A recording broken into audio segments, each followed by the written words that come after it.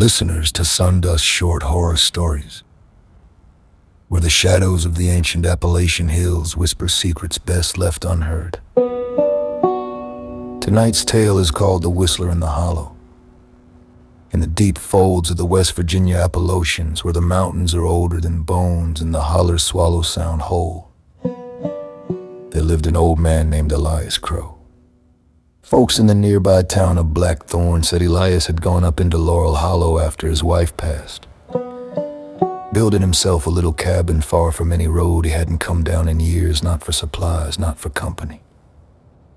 Some said he was mourning. Others said something else had called him up there. Young Tommy Hargrove didn't believe the stories. At 19, he was full of fire and foolish enough to prove it.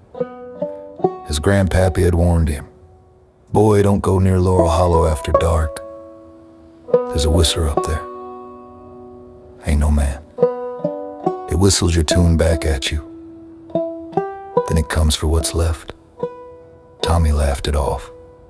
One crisp October evening, with the leaves turning blood red and the fog rolling in thick as milk, he grabbed his land and a pack of smokes and his hunting knife and hiked up the old trail.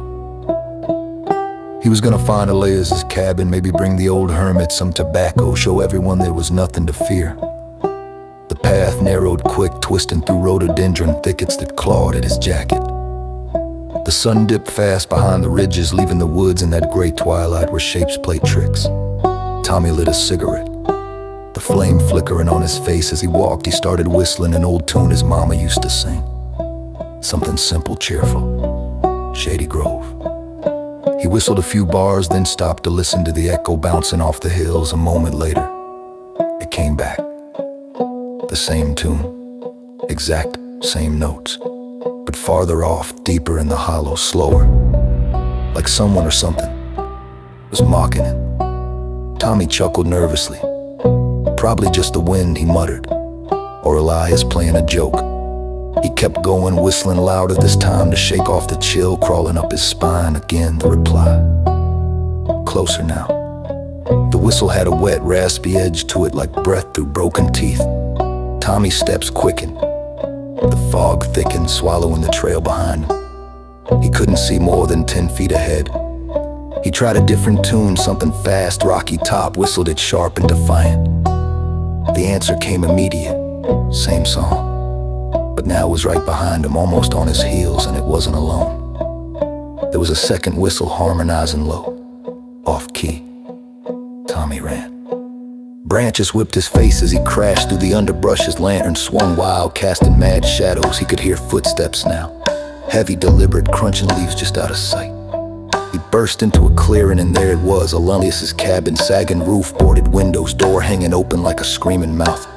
Tommy dove inside, slamming the door and barricading it with an old chair. Heart pounding, he fumbled for matches, lit a candle stub on the table. The place was a wreck, dust thick as fur, cobwebs draping like veils on the floor, scratched deep into the wood planks, words over and over. "It whistles back, don't Hines?" Tommy's blood went cold outside. The whistling started again. His mama's tune. Perfect pitch, circling the cabin. Then, a knock slow 3 times. "Elias," Tommy whispered, voice shaking. The door creaked, something scratched at the wood. The whistle changed.